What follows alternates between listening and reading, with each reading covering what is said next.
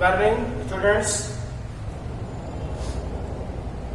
हम लोग पिछले लेक्चर में सेंट्रीपिटल फोर्स पढ़े थे, उसका एप्लीकेशन भी। अब इसी में टॉपिक पढ़नी है सूडो फोर्स।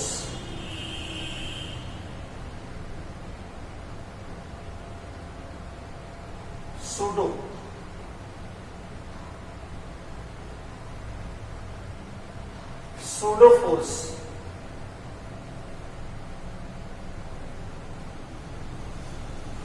सूडो फोर्स एक ऐसा फोर्स है, इसे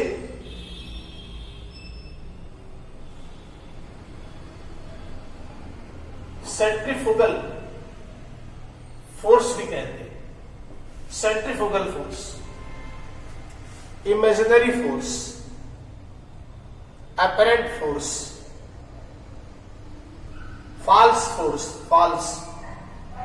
फोर्स इसे कहा जाता है। क्या है ये फोर्स? जैसे मान लो किसी बॉडी को एक स्ट्रिंग से बांध के ऐसे आप सर्कुलर पाथ में घुमाओ, ऐसे एक स्ट्रिंग ले लो, एक बॉडी बांध दो, ऐसे घुमाओ। ऐसे घुमाते समय अगर ये स्ट्रिंग यहां से कट कर जाए, टूट जाए, यहां से टूट जाए, तो स्ट्रिंग तो आएगी। अगर आप पकड़े घुमा रहे हैं वो बॉडी टूट गई स्ट्रिंग, तो स्ट्रिंग आएगा अंदर की तरफ, बॉडी जाएगी बाहर की तरफ टेंजेंशियली, और ये आएगा अंदर की तरफ। अंदर आने का मतलब, स्ट्रिंग के अंदर आने का मतलब स्ट्रिंग पर फोर्स लग रहा है अंदर की तरफ, और इसे कहा जाता है सेंट्रीपिटल फोर्स। सेंट्रीपिटल फोर्स कहते हैं। लेकिन इस पर भी एक फोर्स लग रहा है टेंजेंशियली, तो ड्यूटी इनर्शिया जा रहा है। बाहर जाने का मतलब कि बाहर की तरफ एक फोर्स इस पर लग रहा है, इसी को कहा जाता है सूडो फोर्स, या इसी को बोलते हैं हम सेंट्रीफ्यूगल फोर्स। अब अच्छा, जो फोर्स, जितना फोर्स सेंट्रीपिटल लगता है मैग्नीट्यूड में, उतना ही फोर्स की वैल्यू होती है सेंट्रीफ्यूगल की भी। सेंट्रीपिटल फोर्स स्ट्रिंग पे लगता है, सेंट्रीफ्यूगल फोर्स उस बॉडी पर लगता है। अब इसमें क्वेश्चन नहीं उठता है कि क्या ये अपोजिट डायरेक्शन में लग रहा है, मैग्नीट्यूड में सेम है, दोनों दो बॉडी पर लग रहे हैं, तो क्या ये दोनों रिएक्शनरी फोर्स है according to Newton's third law? Every action have equal and opposite reaction. Equal magnitude में है, अपोजिट डायरेक्शन में फोर्स लगता है, अलग अलग बॉडी पर लगता है, तो कह सकते हैं न्यूटन्स थर्ड लॉ को फॉलो कर रहा है। इसका मतलब ये सेंट्रीफ्यूगल फोर्स सेंट्रीपिटल फोर्स का रिएक्शनरी फोर्स है। नहीं, इस फोर्स के बारे में कहा जाता है, स्पष्ट लिखा है बुक्स में कि centrifugal force is the not reactionary force of the centripetal force. Centripetal force का रिएक्शनरी फोर्स सेंट्रीफ्यूगल फोर्स नहीं है। It exist, centrifugal force exist in non inertial frame. There is no existence of centrifugal force in inertial frame. Inertial frame में इसका कोई existence नहीं होता। इसका मतलब ये बॉडी बाहर की तरफ फोर्स लगा रहा है, ये दिखाई तो नहीं देता, लेकिन महसूस होता है, महसूस होता है यहां फोर्स लग रहा है। ऐसे फोर्स को कहा जाता है सूडो फोर्स।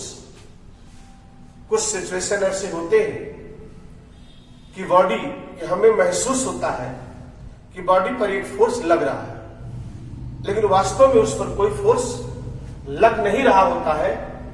ऐसे इमेजिनरी फोर्स को कहा जाता है सूडो फोर्स। कुछ सिचुएशन ऐसी होती है जिससे हमें ऐसा आभास होता है कि बॉडी पर एक फोर्स लग रहा है, लेकिन एक्चुअल में उस पर कोई फोर्स नहीं लग रहा होता है, ऐसे इमेजिन किए गए फोर्स को बोला जाता है क्या? सेंट्रीफ्यूगल फोर्स, या इसको बोलते हैं सूडो फोर्स, राइट? अच्छा, कहां कहां लगता है थोड़ा एग्जांपल देखते हैं, किन जगहों पर ये सेंट्रीफ्यूगल फोर्स लगता है, जरा ऐसे देखिए पहले। अगर आप ध्यान से देखो तो एक ऐसे घरों में इस तरह के सिस्टम होता है जिससे हम दूध से क्रीम निकालते हैं या मट्ठे से क्रीम को अलग करते हैं। इसे कहा जाता है मथनी, मथनी कहते हैं। जब इसको दूध में डाल करके ऐसे घुमाते हैं तो कैसा मोशन करता है? सर्कुलर। अगर सर्कुलर मोशन करेगा तो दूध पर फोर्स किधर लगाएगा? बाहर। लेकिन दूध में सबसे ज्यादा जो वजन होता है वो फैट का होता है, फैट। तो फैट पर एक फोर्स लगाता है बाहर की तरफ, जिससे फैट दूध से बाहर निकल जाता है, अलग होता है, और किनारों पर जाकर के, क्योंकि जब ऐसे चलेगा तो बाहर की तरफ फोर्स लगेगा। उसको कौन सा फोर्स बोलेंगे? अभी बताया, जब बॉडी रोटेट करती है तो बाहर की तरफ एक फोर्स लगता है जिसे कहा जाता है क्या? Centrifugal force. तो ये जब इसको मिल्क को या मट्ठे को जब ऐसे सर्कुलर मोशन में घुमाता है तो उस पर एक बाहर की तरफ फोर्स लगता है फैट पर, जिससे फैट उस मट्ठे से अलग होकर के बाहर की तरफ जाता है और किनारों में खांचे बने होते हैं, फंस जाता है। बाद में इसको निकाल करके उस क्रीम को निकाल लेते हैं। ये उसी प्रिंसिपल पे काम करता है। वॉशिंग मशीन देखा होगा आपने, उसमें हम पानी डालते हैं, सर्फ डालते हैं, कपड़ा डालते हैं, मशीन को ऑन करते हैं। वो मशीन कपड़े को कैसे घुमाती है? सर्कुलर मोशन में, सर्कुलर। कपड़ा फंस जाता है और उसको घुमाता रहता है। उसे जब घुमाएगा तो बाहर की तरफ कोई फोर्स लगता है, सर्कुलर मोशन में बाहर की तरफ फोर्स लगता है। किस पर? कपड़े पर। अभी कपड़ा तो फंसा हुआ हो तो जा नहीं सकता बाहर की तरफ, लेकिन जो पार्टिकल होते हैं, डस्ट पार्टिकल उसके बीच में जो फंसे होते हैं, वो सब प्रवाह की तरफ फोर्स लगता है, तो वो सुराख क्षेत्र में से, कपड़ों के में से निकल करके वो बाहर की तरफ जाते हैं और घोल में मिल जाते हैं और कपड़ा से वो गंदगी साफ हो जाती है। तो सर्कुलर मोशन जो करा रहा है वहां भी यही काम है, जिससे कपड़े की सफाई होती है। शुगर मशीन, चीनी बनाने वाली मशीन होती है ऑटोमेटिक। इस तरह से मशीनें होती, इसमें ऐसे एक शाफ्ट होता है, इस पर डिस्क होती है, डिस्क। एक शाफ्ट पे डिस्क लगा होता है, जैसे शाफ्ट है धुरा, इसके ऊपर एक डिस्क लगा दी गई ऐसे, ऐसे गोल डिस्क, सर्कुलर डिस्क। तो जब इसको मोटर सेट करते हैं, मोटर जब घुमाता है इसको, तो ये डिस्क भी घूमता है, सर्कुलर मोशन करता है। और जो गन्ना होता है, गन्ने को पेराई करके रस निकालते हैं, रस को गर्म करके उसको गाढ़ा बना लेते हैं, गाढ़ा। और उस गाढ़े वाले रस को जब खूब हीट हो जाता है, खूब गाढ़ा हो जाएगा, तो उसको इसी पर गिराते हैं, ऐसे घूमते हुए डिस्क पर गिराते हैं। अच्छा, ये डिस्क एक ड्रम में ऐसे रखा होता है, बहुत मशीन होती है बड़ी सी गोल सिलेंड्रिकल, उसी के तरह चलता है। और जो सिलेंड्रिकल मशीन होती है, इसके चारों तरफ पानी ऐसे गिरता रहता है, ऐसे।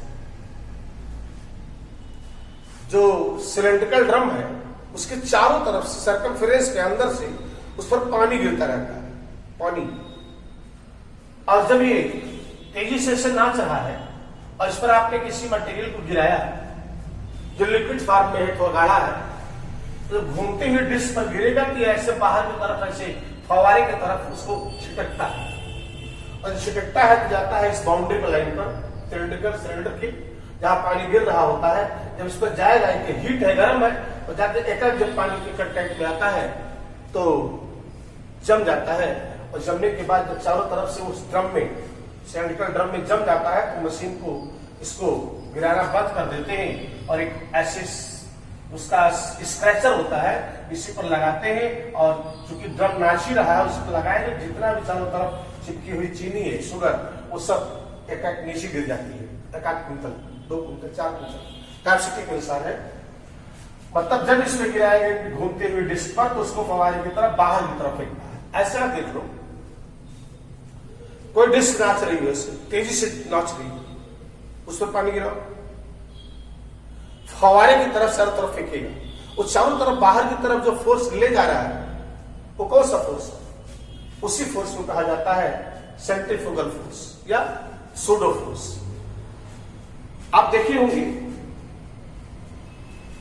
जो मशीनें होती हैं, कैसी मशीनें? पंप देखा, पंप, एक इंजन होता है, इसी पर एक सिस्टम से एक इस तरह की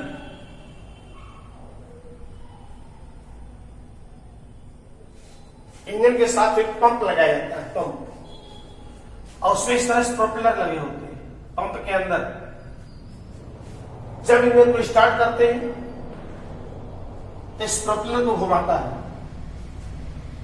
और जब प्रोपेलर को घुमाएगा, अच्छा इससे पानी भर देते हैं पहले से, इसका नाम है सेंट्रीफ्यूगल पंप। वही पंप, पंपिंग सेट देखा होगा जिससे हम पानी चलाते हैं, पंपिंग सेट। उस पंपिंग सेट में पंखी लगती है जो पानी उठाती है, उसी को कहा जाता है सेंट्रीफ्यूगल पंप। पंखी में होता क्या है?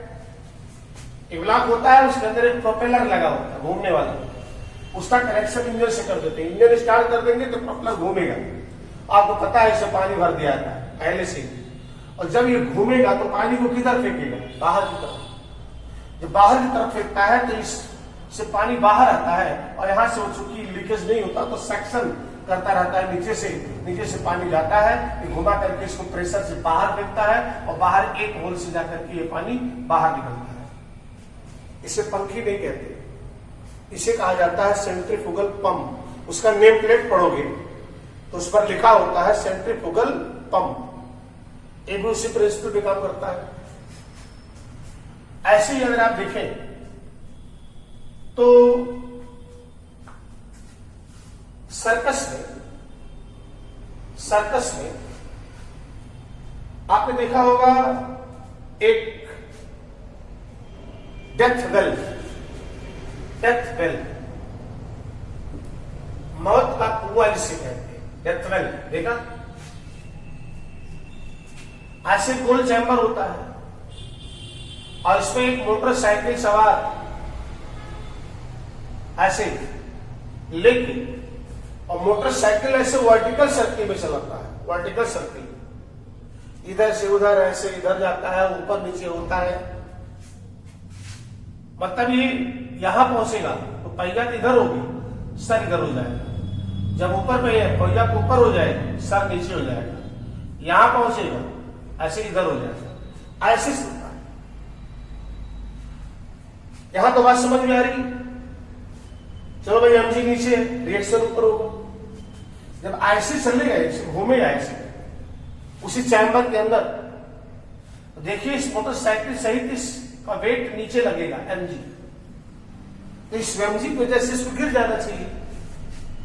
अभी ऊपर ऐसे चले जाओगे, ऐसे चलाओगे मोटरसाइकिल, तो जब ऊपर जाएगा तो एमजी तो नीचे लग रहा है, इसको बॉडी को इस मोटरसाइकिल गिर जाना चाहिए, लेकिन नहीं, इस इतना ही फोर्स है, इससे ज्यादा फोर्स, इसके वेट से ज्यादा फोर्स बाहर की तरफ लगता है, जिसका मैग्नीट्यूड सेंट्रीफ्यूगल फोर्स के बराबर होता है या उससे ज्यादा होता है।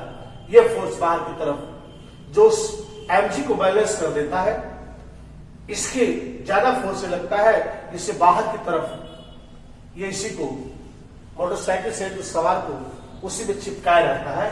क्योंकि देखिए बॉडी गिरेगी तब जब एमजी ज्यादा हो, ये फोर्स कम हो, तो गिरा देगा। लेकिन अगर ये फोर्स ज्यादा है उसके वेट से तो उधर चिपकाएगा पीछे की तरफ। यहां जब होता है तो mg इधर लगता है, लेकिन इससे कोई मतलब नहीं है, ये चिपकाया रहता है इस पर, ये इधर का फोर्स है। आउटर साइड में ये फोर्स लगता है, यहां लगेगा बाहर की तरफ, यहां लगेगा बाहर की तरफ। ऐसे फोर्स को कहा जाता है सेंट्रीफ्यूगल फोर्स। तो सेंट्रीफ्यूगल फोर्स ही काम, जैसे जब आप सर्कस देखते हैं उसमें अगर कोई मोटरसाइकिल वाला जा करके उसके सर्कमफेरेंस में चला रहा है तो आपको ताजुब लगता है कैसे चला रहा है, यही चला सकता है, ऐसा नहीं। कोई भी आदमी जो थोड़ा मोटरसाइकिल चलाना जानता हो उसको कर दिए, थोड़ा प्रैक्टिस करेगा अपना, वो भी चलने लगेगा। सेम ऐसे रोड पे चलता है, क्योंकि वहां जो होलिया बनाया जाता है मोटरसाइकिल का या जो चलाएगा उसको बार बार ऐसे रहते हैं कि लगता है विदेशी इंपोर्टेड है ये, और गाड़ी भी मडगार्ड वगैरह होता नहीं, तो लगता है कि बहुत ही इंपोर्टेड गाड़ी है और ये ट्रेंड वो ड्राइवर है यही चला सकता है। नहीं, वो तो एक हवा बनाते हैं। उस गाड़ी में, उस मोटरसाइकिल बाइक में दम नहीं है, कैसे चल सके वो, ना ड्राइवर में है। ये फोर्स जो हम आपको दिखाई नहीं देता लेकिन लगता है ये फोर्स, और यही फोर्स इस बॉडी को या इस बाइक को नीचे की तरफ कभी भी गिरने नहीं देता, तो बाहर की तरफ हमेशा सर्कुलर पाथ के बाहर की तरफ लगता है। ऐसे फोर्स को ही कहा जाता है सूडो फोर्स। उसी वजह से चला सकते हैं। आप सर्कस में देखे होंगे, सर्कस में आपने देखा होगा कार जंपिंग, कार जंपिंग, लोग कार को जंप करा देते हैं 22 feet, 24 feet, 26 feet car jump कर जाती है। देखा ऐसे ऐसे पटरा लगाते हैं, ऐसे पटरा, और ये कार कोई है ऐसे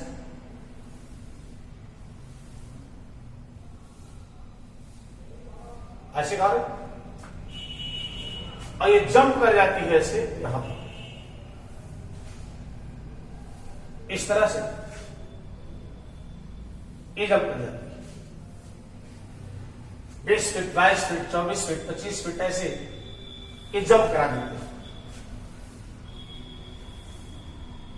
ऐसे ये गाड़ी क्या इंपोर्टेड होती है वही जंप कर सकती है, ये जो ड्राइवर है बहुत ट्रेंड होता है वही जंप करा सकता है। देखने वाले तो यही सोचते हैं कि गाड़ी भाई है और ट्रेंड है इसलिए ऐसा कर दिया। अगर इस गाड़ी देखो पटरा सीधा कर दो, ऐसे सीधा करो और इस गाड़ी को यहां से जंप करो, केवल 2 फीट, ज्यादा नहीं, 2 फीट की गैपिंग को जंप कराना। ऑन रोड ऐसे प्लेन रोड है, चाहे जैसी गाड़ी हो, चाहे जितना ट्रेन ड्राइवर हो और चाहे जितनी स्पीड से आना हो, अगर प्लेन है ऐसे तो यहां 2 फीट भी नहीं जंप करा सकती। 2 फीट अगर पहिया जाने का भी जगह है तो ये पहिया से फंस जाएगी, 2 फीट नहीं जंप करा सकती, क्योंकि 4 व्हीलर या किसी व्हीलर में कोई ऐसा गियर नहीं होता कि उस गियर को लगाओ गाड़ी जंप कर जाए, होता है? नहीं होता। यहां 2 फीट नहीं जंप करा सकते, यहां 25-30 फीट जंप कराते हैं। कैसे हो? तो कैसे? वास्तव में जब एक तिरछा इस तरह से पट्टा लगा के चलाते हैं उसका, तो ये देखिए यहां से एक सर्कुलर पाथ बन जाता है, कटा हुआ सर्कुलर पाथ, इस सर्कुलर पाथ बन जाता है। अब सोचो अगर बॉडी किसी सर्कुलर पाथ में चल रही है 4 व्हीलर, तो बाहर की तरफ एक फोर्स लगेगा, इसी को कहा जाता है सेंट्रीफ्यूगल फोर्स। बाहर की तरफ एक फोर्स लग रहा है, यही फोर्स जब तक ट्रैक है ठीक है, और जब ट्रैक खत्म हो गया, पटरा खत्म हो गया, ये गाड़ी हवा में आ गई ऐसे, तो इसका मास भी है, इसकी वेलोसिटी भी हो गई है, स्पीड भी पा चुका है, तो बाहर की तरफ एक फोर्स लग रहा है। एम स्क्वायर भैया जो उसके वेट को बैलेंस कर रहा है, वेट से ज्यादा है, तो वेट से जब तक ज्यादा ये फोर्स है, ट्रैक छोड़ने के बाद तब तक वो ऊपर ले जाएगा, क्योंकि ये फोर्स ज्यादा है, ये फोर्स कम। अब चूंकि ये गाड़ी हवा में आ गई, ट्रैक को छोड़ दिया तो कहां चलेगी? हवा में। तो क्या हवा में एक्सीलरेटर काम करेगी? नहीं। हवा कैसे काम करेगी? अरे भाई चाहे इतना एक्सीलरेटर दबाओ, पहिया घूमेगी हवा में, फ्रिक्शन है नहीं, रोकेगा नहीं पहिए को, तो गाड़ी चलेगी नहीं। इसका मतलब जब हवा में पहुंच आ जाती है तो वेलोसिटी कम हो लेगी। अब स्पीड बढ़ी नहीं सकती। बाइक का स्पीड हवा में बढ़ा सकते हैं थोड़ा ना, जब तक पहिया टच नहीं करेगी जमीन को तब तक मोशन आएगा नहीं। अरे भाई किसी साइकिल पर बैठ जाओ, मोटरसाइकिल पर बैठ जाओ, स्टैंड लगा दो, पिछली पहिया उठ जाए और गियर लगा के बढ़ाओ जितना 100 की स्पीड चलाना हो। मीटर तो बताएगा 100 पे चल रही है, लेकिन पहिया जमीन पर टच नहीं है तो क्या डिस्टेंस कवर करेगी? जगह पर घूमती रहेगी। इसका मतलब उसकी स्पीड बढ़ने वाली नहीं। जब यहां हवा में आ जाएगा तो ये वेलोसिटी कम होने लगती है, और जब वेलोसिटी कम होगी तो ये फोर्स कम होने लगता है। पहले तो फोर्स था तो उठा, धीरे धीरे वेलोसिटी कम होती है तो ये फोर्स कम होने लगता है, और फोर्स कम होने लगेगा इसका मतलब ये फोर्स कम होगा, एमजी वही रहेगा। तो गाड़ी कुछ हाइट पर जाने के बाद अब क्या करती है? नीचे की तरफ आती है, और जब तक नीचे पहुंचती है फिर पटरा मिल जाता है और चली आती है। कि कौन सा फोर्स इसको जंप करा रहा है? इस फोर्स को क्या बोलते हैं? Pseudo force. अच्छा, देखने वालों को लगता है कि भाई ये जंप कर रहा है कैसे ऊपर, इतनी हाइट पर कैसे जंप कर रहा है? अगर जितने ज्यादा डिस्टेंस तक जंप कराना है, स्पीड उतनी ज्यादा होनी चाहिए। एक पिक्चर देखा, वो 2 3 4 रहते हैं, गाड़ी लेकर के भाग जाते हैं, उसकी मालिक रहता है उसका लड़का ही, रात में चाबी निकाल करके गाड़ी लेके भाग जाता है और धमाल है कैसे पीछे जाता है और देखता है पहले डिस्टेंस कितनी है, डिस्टेंस कितना है, उसके बाद गाड़ी पीछे करके खूब स्पीड करके लाता है। यानी जितने ज्यादा स्पीड होगी उतने ज्यादा लेंथ तक जंप करेगी, क्योंकि स्पीड ज्यादा होगी तो ये फोर्स ज्यादा होगा, इसको उठाएगा ऊपर, और जितने ज्यादा उठाएगा। लेकिन हवा में आने के बाद जब तक ट्रैक पर है तब तक स्पीड बढ़ेगी, जैसे ट्रैक छोड़ रहा है स्पीड कम होने लगेगी, कम होगी तो फोर्स कम हो जाएगा। ये फोर्स कम हो जाएगा तो कुछ दूर जाने के बाद फिर नीचे आएगी, और नीचे जब तक पहुंचती तब पटरा फिर में जाता है। इस तरह से जंप कराते, इसमें कोई खास बात उनकी नहीं है, न गाड़ी इंपोर्टेड है न ड्राइवर, कोई किसी भी आदमी को बैठा दिया जाए। हाँ, ये थोड़ी सावधानी होती है, स्टीयरिंग लॉक होती है, क्योंकि जब हवा में चली जाएगी तो स्टीयरिंग घूम सकता है, और सीधे स्टीयरिंग तो पटरे में जाना, सीधे जाना चाहिए। नहीं पता चला कि यहां से जंप की, स्टीयरिंग बीच में घूम गया और ऑडियंस में चली गई सर्कस में। इसे स्टीयरिंग लॉक होता, सीधे जाती है, सीधे उसका पहिया गिरता है, चली जाती है। तो ये सब एग्जाम्पल है आपके इसके सूडो फोर्स या सेंट्रीफ्यूगल फोर्स, राइट। एक इसी प्रिंसिपल में काम करती है cream separator machine. Cream separator machine एक ऐसे टैंक होता है, टैंक जिसमें हजारों लीटर दूध भरा होता है, पूरा एक टैंकर दूध भर देते हैं, इतना बड़े बड़े होते हैं। अगर आपने कभी डेयरी फार्म को देखा हो, उससे बड़े बड़े इस तरह से आप चैम्बर देखेंगे जिसमें दूध भर देते हैं, और इस पर एक साफ होता है भूरा, इस पर बहुत सारी डिस्क लगी होती है, बहुत डिस्क, 10-15 डिस्क होती है, और इसको मोटर से कपलिंग कर देते हैं, मोटर से इसको चलाया जाता है साफ को धुरा कर। जैसे ये मान लो धुर है, ऐसे धुरा है, और इस पर डिस्क है, इसे फिक्स है। अगर डिस्क को मोटर से घुमाओगे तो सभी डिस्क घूमेंगे ऐसे, जितने भी डिस्क है सब बहुत तेजी से घूमती है, ये सभी डिस्क घूमने लगती है ऐसे ऐसे। अच्छा, दूध उसमें भरा हुआ है, तो दूध में जो फोर्स लगाएगा किधर लगाएगा? दूध पर, बाहर की तरफ, सेंट्रीफ्यूगल फोर्स। और बताया वही चीज, क्रीम क्योंकि उसमें फैट का वजन ज्यादा होता है, इसलिए उस पर फोर्स ज्यादा लगता है, इसलिए दूध से फैट अलग होकर के बाहर की तरफ जाता है, और बाहर की तरफ तेजी से जाता है तो इस चैम्बर में, टैंकर के अंदर जो चैम्बर होता है सिलेंड्रिकल, उसी के चारों तरफ जाकर के चिपकता रहता है।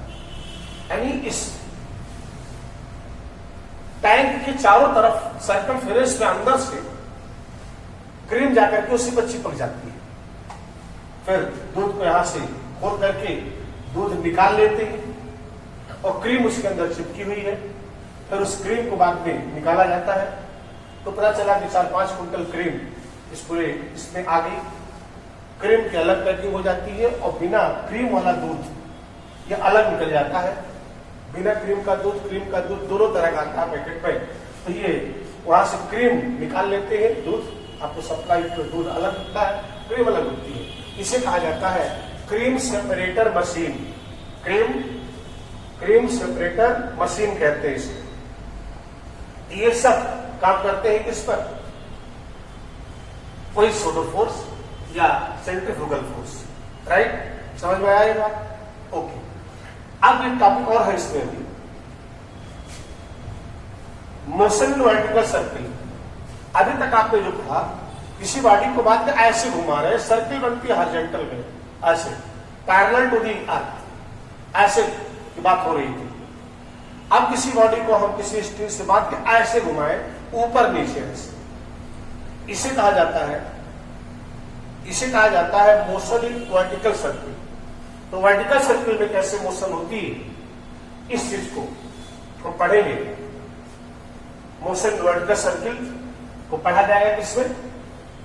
इसी चैप्टर में। एक दिन का और लेक्चर इसमें बचता है, कल इस चैप्टर को समाप्त करेंगे। Okay, thank you.